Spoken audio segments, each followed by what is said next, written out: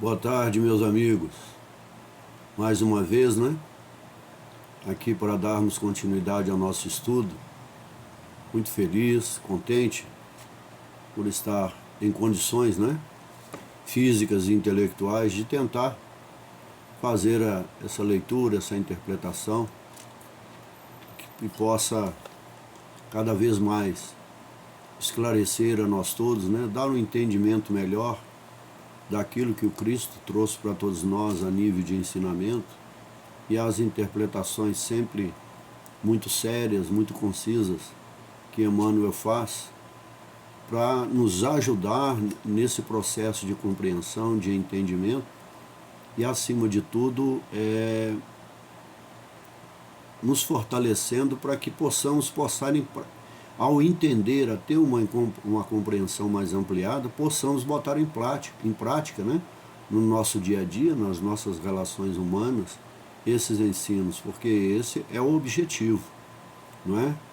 Então, eu só tenho a agradecer mais uma vez a Deus, ao Cristo, a nossa mãe espiritual, a toda a espiritualidade de luz, que comigo aqui, com todos vocês em seus lares, lhe tragam bênçãos de luz, de paz, de harmonia e de saúde.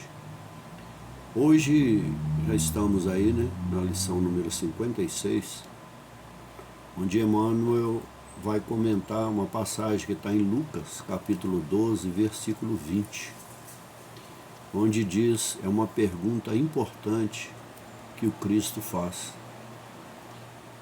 naquela época, naquele contexto, e eu acho que ela já está atualíssimo, muito, muito, muito. Pelo contexto que a gente tem visto, ela nunca saiu de cena, essa pergunta. Ela continua cada vez mais viva e necessária.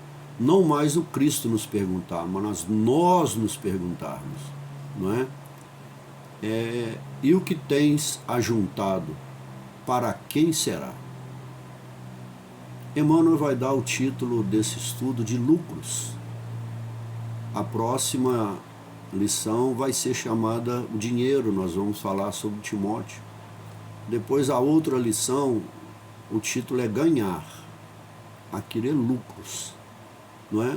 Então Emmanuel sempre, a sequência do livro, das 180 lições, elas não estão por acaso, são temáticas que vão, às vezes tem 2, tem 3, tem 4 lições, até nós entendermos o contexto. O Emmanuel então muda a temática, e assim ele vai completando, dando uma completude do entendimento e da compreensão do Evangelho do Cristo em todas as nossas experiências de vida, não é? O contexto que Emmanuel está falando é quando Jesus fala contra a cobiça, esse desejo exacerbado, desequilibrado, de ganhar, de acumular, de ter em excesso, e mesmo assim ainda não ter a capacidade de olhar para o seu semelhante, não é? Ter um olhar só para si mesmo. Essa narrativa se passa quando diz na narrativa de Lucas, que alguém da multidão pediu a Jesus que dissesse ao seu irmão que repartisse a herança com ele. Então ele vai dizer, mas quem me nomeou, árbitro, juiz entre vós, não é?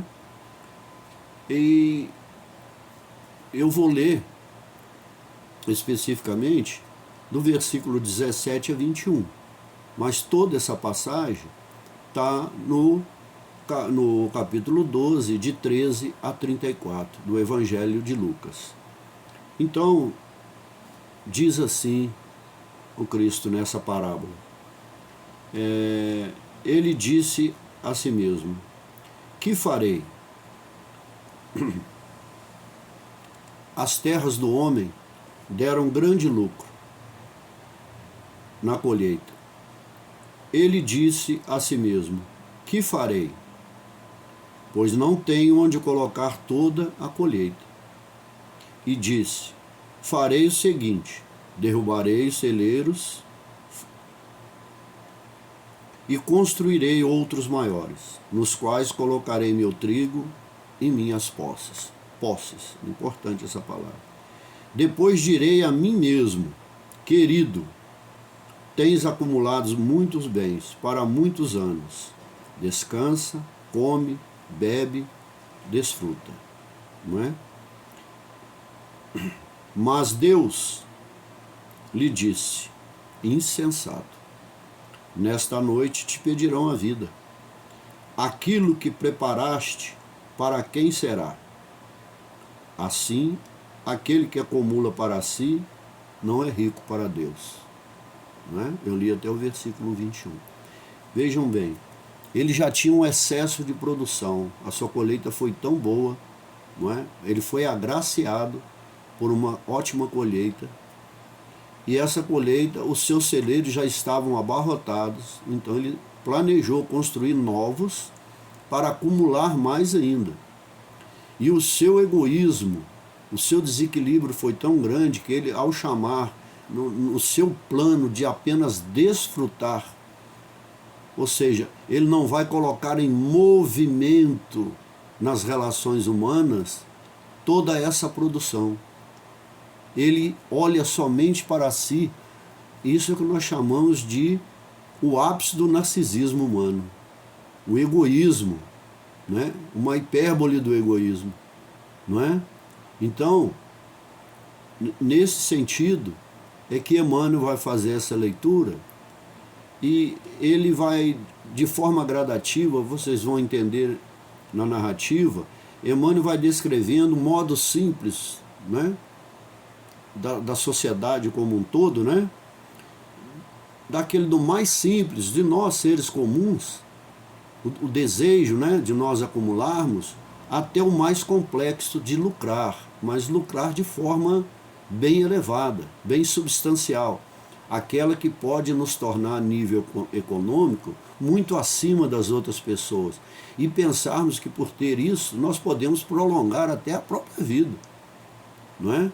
Esse o recado que Deus está dando para ele. Esta noite, né, a vida, não é? Te pedirão a vida. E o que você vai poder fazer? Absolutamente nada. O processo da partida, nós não temos nenhuma opção. Podemos desejar também, como ele deseja fazer tudo isso e planejando um futuro para ele. Mas o momento da retirada desse plano material é inevitável. Então, nós devemos compreender e entender, não está falando aqui que nós não devemos desejar, querer ter um pouco a mais, mas se tivermos até algo bem a mais, conseguirmos acumular, inclusive, nos tornarmos ricos, vamos dizer assim, a nível financeiro, você acumular só para si, não ter a capacidade de olhar para o lado, para o semelhante, ou então de gerar com essa riqueza, trabalho, sem exploração, gerar riquezas para a sociedade como um todo, para a comunidade que você vive, não é? Então, enquanto narcisista, você vai continuar tendo olhar só para si mesmo. Então, o título, a cobiça é o quê? O que nós chamamos, por isso chama ele de insensato. É o desejo imoderado, né? Incontrolável, desequilibrado que nós temos de possuir. E nós achamos que não são esses bens ou essa lucratividade serão eternos, serão para o infinito, não são bens efêmeros e transitórios, limitados apenas ao período que nós vamos habitar aqui nesse corpo, não é? Então, na lógica do Cristo, isso fica bem claro nas narrativas do Evangelho, o desejo de possuir deve ser igual àquele de beneficiar. Nós, é natural, beneficiamos aos nossos quando estendemos esses benefícios, que nós vamos até o próximo, aqueles que estão inseridos no nosso contexto. Por que nós não vamos construir, progredir, colocar estas riquezas e esse acúmulo, pelo menos nem o excessivo, nem os excessos, ele se propôs a dividir, a compartilhar. Ele se colocou como construir novos celeiros para colocar os excessos, ou seja, o desejo dele de partilhar não houve nem um minuto, ele não foi tocado no seu melhor, no seu sentimento, naquilo que de melhor ele tinha enquanto pessoa, de doar, ou então de partilhar, absolutamente nada. acumular e viver deitado em berço esplêndido, né? Como diz o nosso hino nacional, não é? E muitos de nós estamos assim, espiritualmente deitados, não é? Só na horizontalidade, olhando apenas para o mundo material. Nada contra, temos o direito disso. Mas será que é só isso que nós devemos acumular? Acumular para o mundo espiritual ou tentar empreender esforços de adquirir uma determinada parcela de lucratividade para o mundo espiritual? Chegarmos com uma bagagem razoável a nível de valores, de exemplos e de condutas nas nossas relações humanas, não é? Então, lucros, o que a gente pode entender? Objetiva, né? Uma lucratividade. Aonde? Na aplicação daquilo que nós estamos fazendo, não é? Ou, nesse sentido banal que ele coloca, é meramente acumular. Nós temos que pensar isso. Vantagem, benefício material, não é? Isso, o lucros, nós podemos obter no sentido material, no sentido intelectual e moral. No intelecto e naquilo que nós conquistamos a nível de padrão moral e comportamental, ético, também nós temos que compartilhar. Não é só adquirir pelo conhecimento, pelos esforços e pela maneira de se comportar, né? Galgar esses estágios elevados de conduta e de comportamento moral. Mas é no partilhar que você vai lucrar mais. Não se lucra a nível intelectual e moral sem a partilha. Não há acúmulo nessa parte, só no material. Mas ele rapidinho, por uma decisão, por umas circunstâncias, nós partimos. Não somos nós que decidimos o momento de partir, né? De se obter alguma coisa, não é? Então, vamos à leitura de Emmanuel. No versículo 15, Jesus já faz um alerta. Ele dá uma definição bem clara de como nós devemos comportar nessa situação. Ele vai dizer no versículo 15, atenção. Olha, ele está chamando para que as pessoas, aqueles que estão ao seu redor, concentre-se para o que ele vai falar, porque é uma exortação, uma advertência, não é? Abstende-vos de qualquer cobiça, o desejo imoderado, né? Porque por mais rico que alguém seja, a vida não depende dos bens. Permanecer encarnado ou não, não depende dos bens materiais. Agora, como nós desencarnamos e vamos para um mundo circunstancial e ativo, exatamente como somos, se nós levarmos a lucratividade numa aplicação conosco, naquilo que nós somos, naquilo que nós pretendemos a nível moral, ético, intelectual, as conquistas, o conhecimento, e interagimos, né, de forma sinérgica, empática com o nosso semelhante, nós vamos levar, isso nós levamos, nós transpomos conosco, isso vai ser acumulado em nós, na nossa essência, no que nós somos, espíritos, seres inteligentes da criação. A nossa consciência vai arquivar isso, e nós continuaremos nesse processo evolutivo, transpondo esse mundo carnal, não é? Então diz Emmanuel, em todos os agrupamentos humanos, palpita, né? Nós temos essa palpitação, a preocupação de ganhar. Isso é natural. Não há, né? Quem vai fazer alguma coisa em qualquer situação simplesmente por perder, seria uma atitude masoquista. Não corresponderia à própria lei do progresso. Porque se todos nós fôssemos derrotados e perdêssemos naquilo que nós aplicamos, o mundo não evoluiria. Então, em qualquer aspecto. Mas nós que trabalhamos ou nas situações que nós envolvemos a nível com aquilo que gera capital, de forma adequada, honesta e criteriosa, é ganhar. Ganhar para reaplicar, repartir, não é? Isso é natural. O espírito de lucro, olha, então, aquele que objetiva, então, já é diferente. alcança setores mais singelos, ou seja, todos os níveis da sociedade, desde as pessoas mais comuns, aquelas que estão aquém dos ricos, não é? Ou dos abastados, não é? Aqueles que estão em condições sofredoras, em condições não desejáveis, aquilo que nós não queremos para o ser humano, aqueles que estão pobres no sentido literal da palavra, no sentido econômico, esses também têm. A classe média, a classe pobre, a classe rica, ninguém para de querer, desejar em lucrar.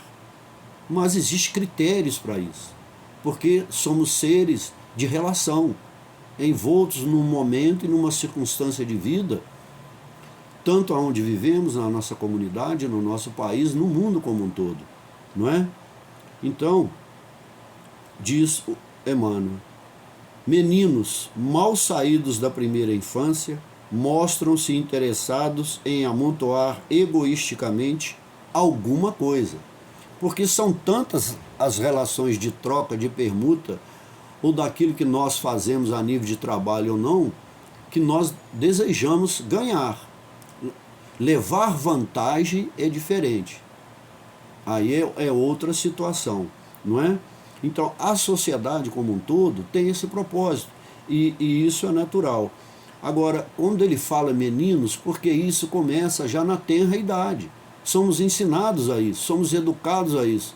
Aprendemos a somar, aprendemos a diminuir, aprendemos a entender, né, o que era, já começamos a adquirir a evolução da nossa intelectualidade, do comportamento moral, do comportamento com a família, com a sociedade. Nós vamos aprendendo, não é?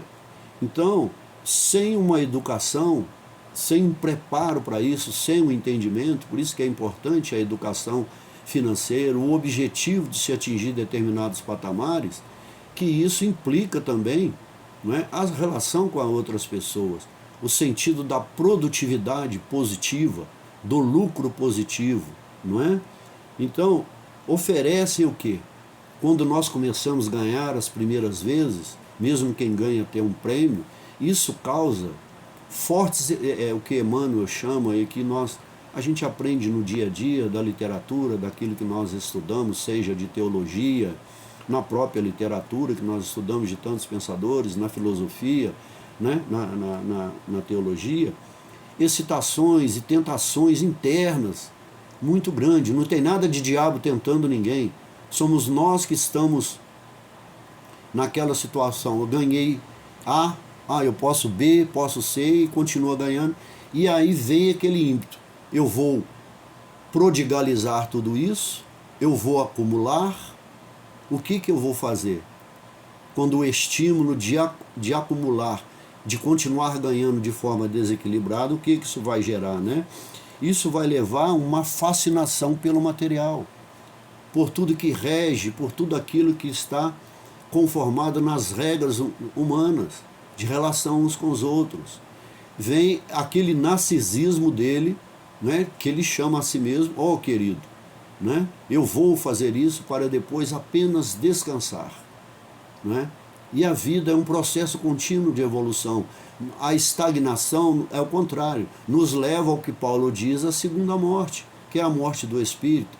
Aquele que veio aqui e estagnou, não caminhou para onde? Para o caminho da verdade e da vida. Ficou preso aonde? Algemado aonde? Nós vamos ver esses termos na frente. Em si mesmo e nos valores que não transcendem, que nós não levamos.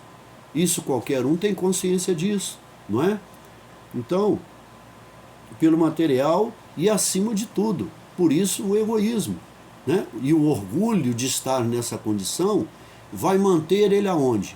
Em si mesmo. Ele nunca vai conseguir sair de si mesmo para se colocar nas relações com os outros, não é? E se for, vai ser apenas para manter em si o seu interesse pessoal, sempre alimentar, né, a sua ganância. Então, continua. A atualidade, aí Emmanuel aqui está falando lá dos idos de 1940, 50, né? A atualidade, quando começa a grande mudança, as grandes transformações, os movimentos filosóficos, literários, a independência da mulher, uma série de situações que também vai, e isso foi importante, vai trazer grandes mudanças na sociedade. A atualidade conta com mães numerosas que abandonam seu lar a desconhecidos durante muitas horas do dia, a fim de experimentarem a mina lucrativa. Então, a mulher, por um processo também de diminuição, devido às duas grandes guerras, da mão de obra masculina, a mulher entra inserida em vários contextos. A mulher passa a estudar, faculdade, formar, assumir cargos. Antes era conhecida do lar. Ou seja, há um avanço muito grande, e Emmanuel não está criticando, não. Ele está falando quando, se a mulher também como homem, no sentido gênero, ela colocar esse acumular, esse ganho, essa lucratividade, como ele fala, a mina lucrativa, como prioridade. Então, tanto o homem como a mulher, não só vai se distanciar daquilo que ele pode levar e transcender para outro plano, como ele vai se distanciar dos seus familiares, principalmente daquele que nós temos o compromisso de educar, de orientar, de encaminhar, para estar nessa jornada também, e ele também vai passar por esse processo de compreender a diferença entre lucrar e lucratividade, no sentido de aplicabilidade naquilo que eu estou fazendo e nas relações que eu tenho com a sociedade, com a comunidade que eu estou envolvido. Emmanuel fala aqui também de excessos, não é? E nós sabemos que houve resultados negativos, mas que estão se aprimorando, porque tudo caminha para um equilíbrio. Agora, esse equilíbrio vai depender da nossa ou do nosso padrão de conscientização do que estamos fazendo junto, não é? Nesse sentido, a maioria das criaturas converte, né, a marcha evolutiva em corrida inquietante. Ou seja, continuamos no movimento acelerado, só que esse movimento se acelera tanto que ele gera, como falou anterior aqui, uma inquietação, uma perturbação, uma incerteza. Porque aí vem a questão, eu vou acumulando, mas e o temor de perder? Por isso que às vezes a obsessão é tanta por isso, que eu não partilho, porque eu fico com medo de perder a minha lucratividade.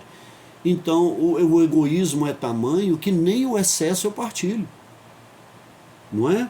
Então isso vai causar o quê? Vertigens em nós. Isso é uma linguagem figurada. Vertigens em quê? Da razão. A razão fica presa, condicionada a esses valores, e ela não nos proporciona mais, é aquele olhar cujo o homem perde a capacidade de discernir o seu próprio modo de ser e a si mesmo. Então ele só tem um olhar e um sentido para a sua vida, não é? Caso que ele não tenha, e todos nós devemos ter, um propósito na vida. Então, se tivermos um propósito, e esse propósito for positivo, ele for criterioso, ele for passar por análise, não é? Verificar o que nós estamos fazendo, como eu posso dar continuidade nesse processo, né? E aí, se houver critério, se houver uma racionalidade, uma lucidez, porque o que o Cristo chama de insensato, não é?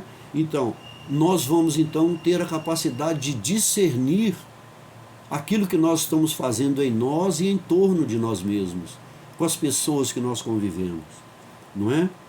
Então, essas ações nos levam, ela vai desvirtuar em primeiro, nesse propósito, se ele não tiver um objetivo sério e fraterno, a nossa conduta, ela vai sofrer um processo, aquele caminhar desenfreado, acelerado, que nós não vamos saber parar. É como se perder o freio de um veículo e perder o freio de si mesmo. Dizer pare, analise, veja o que está acontecendo ao seu lado, né? Então, ele vai descobrir que nesse caminhar, nessa jornada para o nosso caminho evolutivo, para o nosso aperfeiçoamento, que o que poderia ter sido, né, um fator positivo, para ele caminhar e para ele adquirir valores e para ele ajuntar, acumular também para o espírito.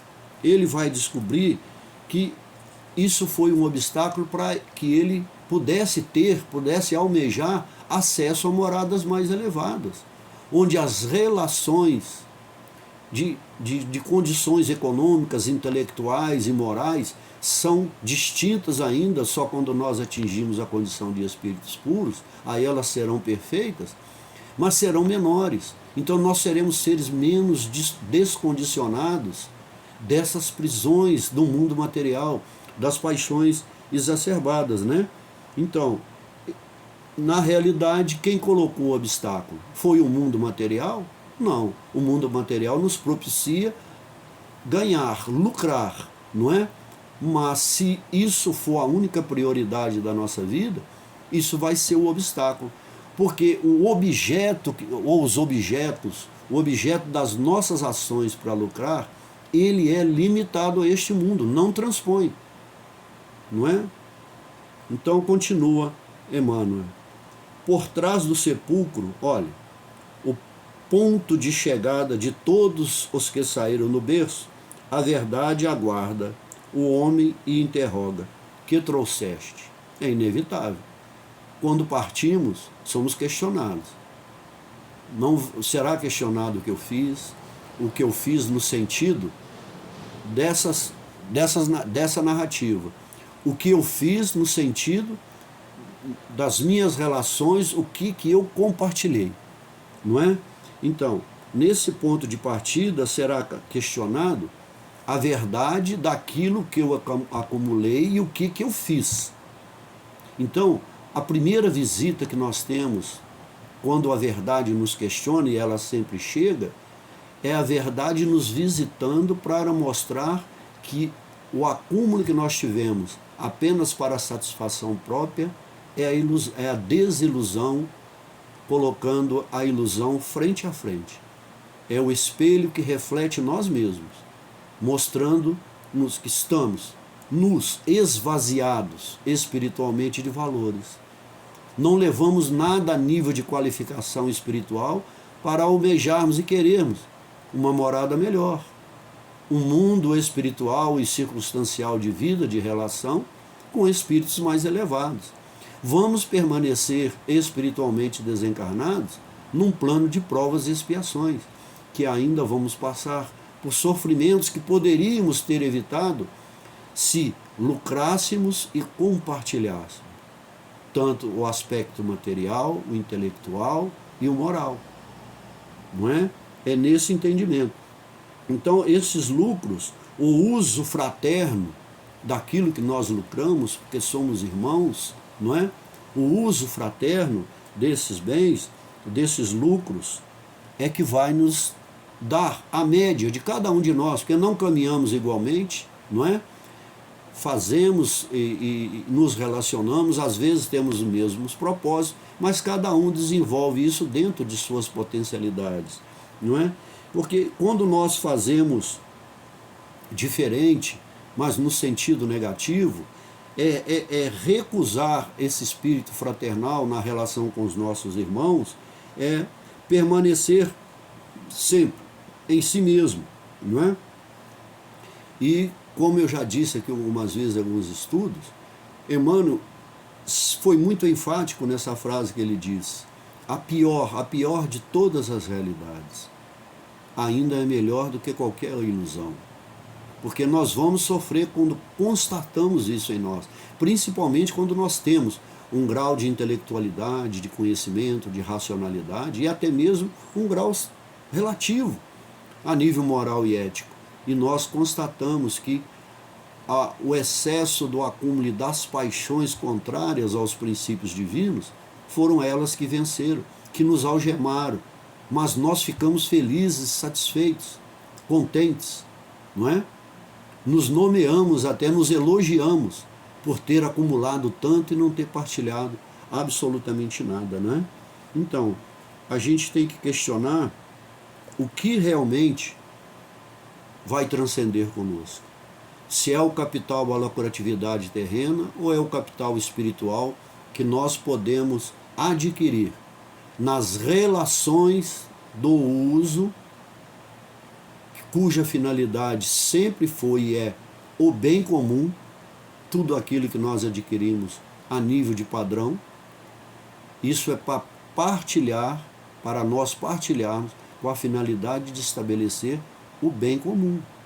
Esse é um indivíduo que tem bom senso, tem critério para fazer as coisas, né? Não olhar para o outro, como nós aprendemos em muitos ensinos, é não olhar para Deus. Não tem como olhar para Deus se nós não olharmos uns para os outros e vermos que estamos todos aqui trilhando esse caminho para crescermos juntos. Não adianta querer se adiantar nesse processo, né? Porque a aplicação que agrada mais a Deus é a caridade, é o desejo de partilhar, é o desejo de tornar a vida do outro, não é? Porque nós temos os nossos filhos, nós temos nossos irmãos, nossos parentes consanguíneos, nós temos pessoas que são relações muito satisfatórias, pessoas de relações que trazem grandes benefícios a nível de conforto moral, de conforto espiritual, que nos trazem conhecimento, que partilham com nós as suas benesses, não é? Mas nós temos aqueles outro também que está fora das nossas relações. Então, é nesse sentido que a caridade ela pode se expandir em tudo, em todas as relações humanas. Os modos de exercer a caridade, ele é infinito.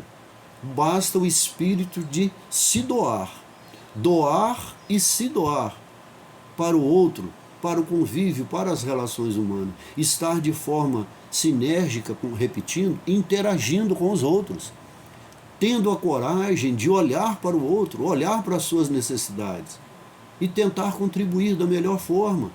Jesus, o Cristo, nesses ensinos, você não tem que abdicar de tudo, senão você vai estar num processo contrário. Não é isso. O bom uso é o uso da partilha racional, adequada, equilibrada, com sentimento, olhando o contexto que se vive, não é? Então, prossegue Emmanuel, olha, o infeliz responderá a pergunta, né, que trouxeste. Então, o Emmanuel então vai dizer, o infeliz responderá quando for questionado consciencialmente, porque é a própria consciência que vai se questionar, não é? Responderá que reuniu vantagens materiais, que se esforçou por assegurar a posição tranquila de si mesmo e dos seus. Naquela passagem que nós lemos, não cita se ele tinha família, se ele tinha seus familiares, porque se ele teve, foi pior ainda, nem para os seus ele olhou, não é? O seu narcisismo, o seu egoísmo, o seu orgulho foi tão elevado, não é? Tão potencializado, não é? Que ele olhou só para si. Mas se nós limitarmos somente entre muro, entre paredes de nosso lar, e nós relacionamos, nós somos envoltos por essa N condições de relações humanas que eu já citei aqui agora há pouco, não é? Que ele vai continuar preso a si mesmo, preso aos seus. Por isso eu falei, um olhar fraterno, entender que o caminho é da fraternização humana, ou seja, compreendermos a nossa condição de que somos irmãos. Isso é sempre importante a gente repetir uns para com os outros, né? Ter esse olhar fraterno, sentir as necessidades do outro e ter a coragem, porque o que está falando aqui? De pelo menos o excesso.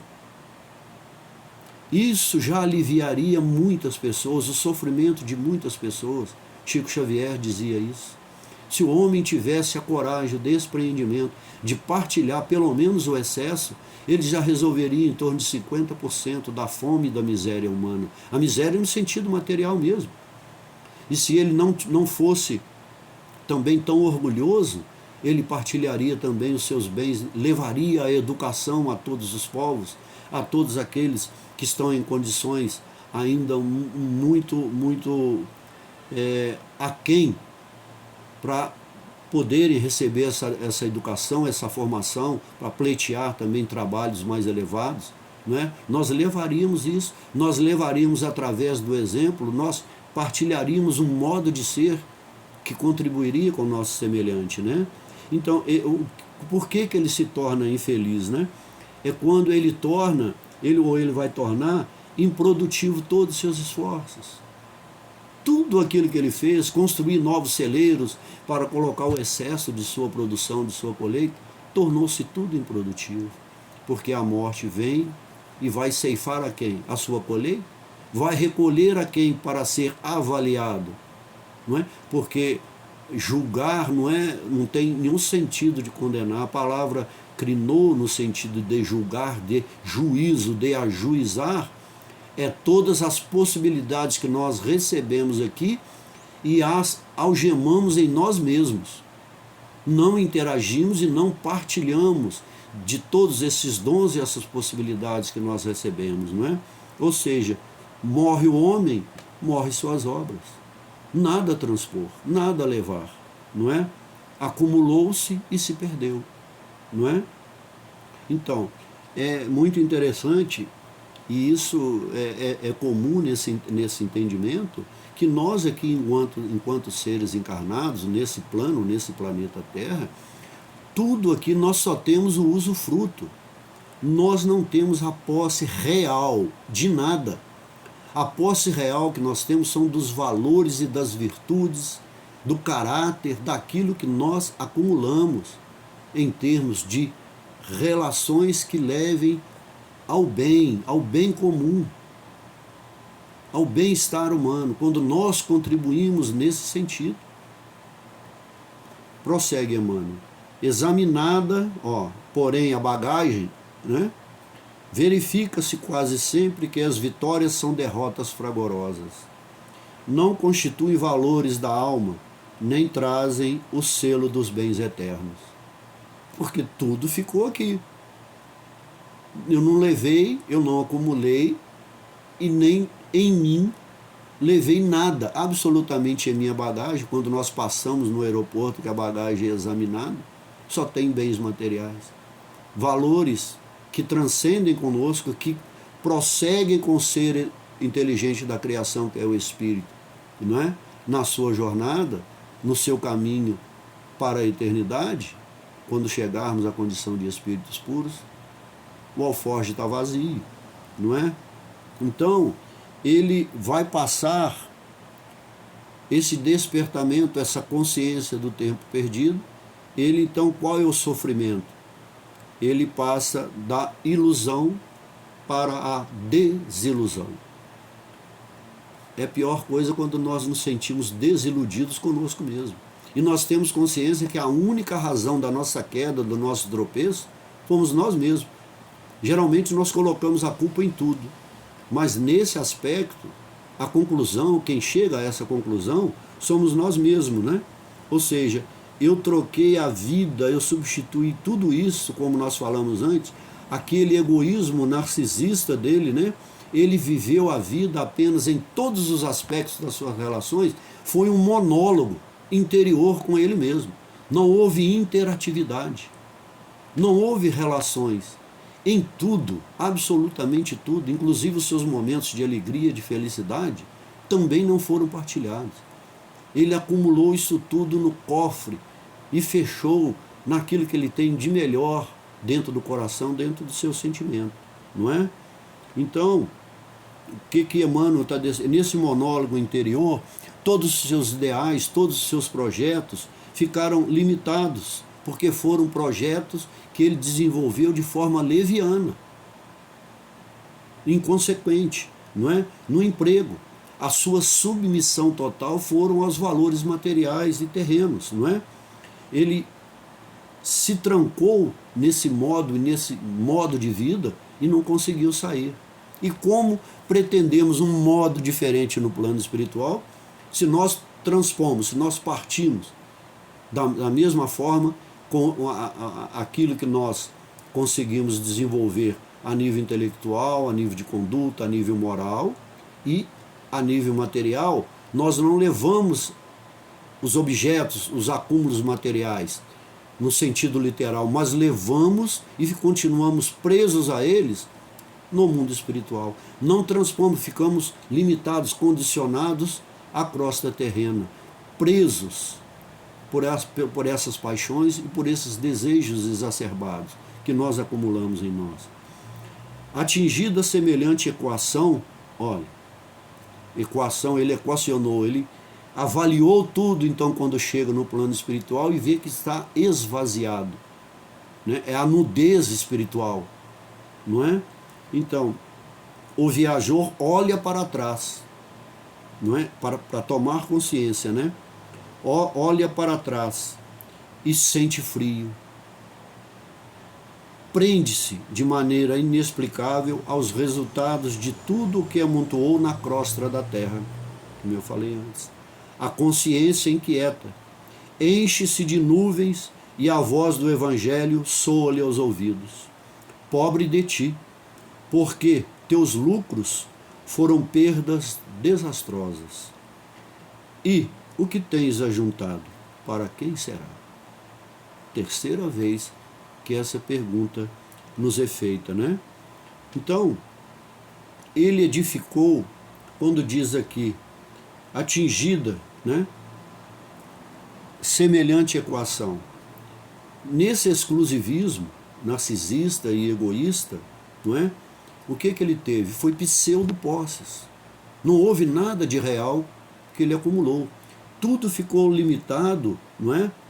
À efemeridade do mundo, porque tudo aqui é efêmero e é transitório, é mutável. O que nós acumulamos na nossa essência, no nosso ser, a nível de valores, não. Esse caminha conosco. Esse não é perecível. Esse está em nós. E isso gera o quê? Profunda angústia. E essa angústia, tamanho é o seu desejo de posse, que se torna, nós entramos num processo de obsessão. E é essa obsessão por esses bens que não transcendem, que nos prendem à crosta terrena. Ficamos limitados até sermos socorridos e, acima de tudo, querermos nos despojar e queremos nos libertar, transformar e aceitar. Então, transpor e deixar esse modo de vida, esse padrão terreno de vida para trás, não é? Ele edificou sobre a areia, como nós já falamos na passagem das bem-aventuranças. Ele não estruturou sobre o que é a realidade da vida, do entendimento e da partilha, né? Ele construiu, ele não alicerçou quem? Si mesmo, o espírito, para transpor com esses valores. Como diz Joana de Ângeles, a vida, né, sem sentido é uma experiência sem vida, porque não houve vida. Ele se trancou nesse monólogo, e nesse procedimento, e nesse desejo, e nessa escolha, esse modo circunstancial de vida, que não houve outro objetivo. Ele não tinha outro projeto a não ser a satisfação própria, e talvez dos seus, não é? Então, de que forma que o Evangelho, o Cristo vai soar dentro dele, não é? É aquela fé da confiança na nossa relação com Deus, aquela fé nós temos que ter fé naquilo que nós não vemos, acreditar piamente que a graça de Deus, tudo aquilo que Ele atua em nós e que Ele nos proporciona, se nós fizermos nossa parte, nós vamos ser envoltos por ela. Mas eu gosto muito da fé na tradução emuná. Emuná, qual o sentido dela? É nós praticarmos o bem em torno daqueles que nos cercam, ou seja, nossos familiares, nossa comunidade, propiciar, melhorar a qualidade do homem na terra, no nosso plano. Então, enquanto indivíduos, enquanto seres coletivos, se nós fizermos isso, fazer o bem em torno de que nós nos cercamos, nós vamos universalizar a nossa relação uns com os outros. E isso é o quê? É a fraternidade, tão sonhada por Cristo. Essa é a sua orientação maior, que sejamos fraternos uns com os outros, né? Porque quando nós encarnamos, quando nós iniciamos a nossa jornada, saímos da adolescência para a juventude, para a idade adulta, nós temos uma série de expectativas. Assim também é espiritual. Nós começamos crianças espirituais, vamos transitando ali para a adolescência espiritual, para a idade, e depois caminhamos para a maturidade espiritual, não é? Então nós temos expectativas enormes, mas para que essas expectativas possam se confirmar, o que nós temos que fazer? Nós temos expectativas X de vida, não temos certeza. Somos seres transitórios e a qualquer momento nós podemos ter a visita, o convite de retornar ao plano espiritual. E esse convite é irrefutável, não adianta tentar negar, né? Então,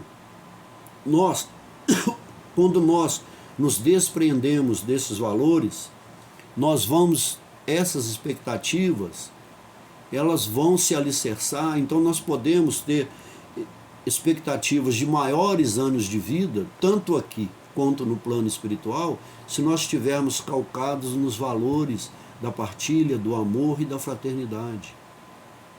É isso que nós vamos acumular.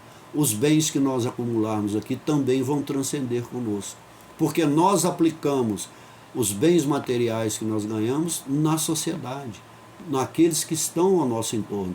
É isso que vai nos fornecer uma bagagem para transcendermos ao mundo espiritual, não é? Então, aí vem de novo a pergunta, né? Para quem será? Aí nós vamos continuar perguntando. Vai continuar sendo só para nós mesmos e os nossos? Ou nós vamos ter a coragem de abdicar de tanta ganância e também transpormos isso ao nosso próximo, aqueles que estão fora das nossas relações afetivas e carnais, não é?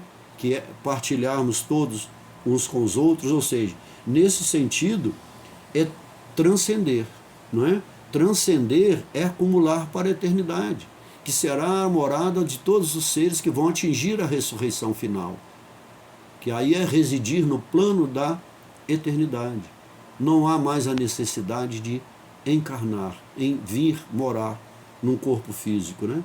Então Kardec nos diz muito bem que a felicidade, eu acho fantástica essa colocação de Kardec, a felicidade depende das qualidades próprias do indivíduo, não é? E não do estado material, olha, do meio que nós vivemos circunstancialmente, em que se acha. E eu vou terminar com uma passagem desse mesmo livro, Caminho, Verdade e Vida, na página 346, aqui na minha edição, onde o Emmanuel vai comentar uma passagem de Lucas, que vai comentar o versículo 15 que eu li para os amigos. A vida de um homem não consiste na abundância, nem das coisas que possui. Então, no último parágrafo, Emmanuel lá nos diz assim, e aí eu concluo esse estudo.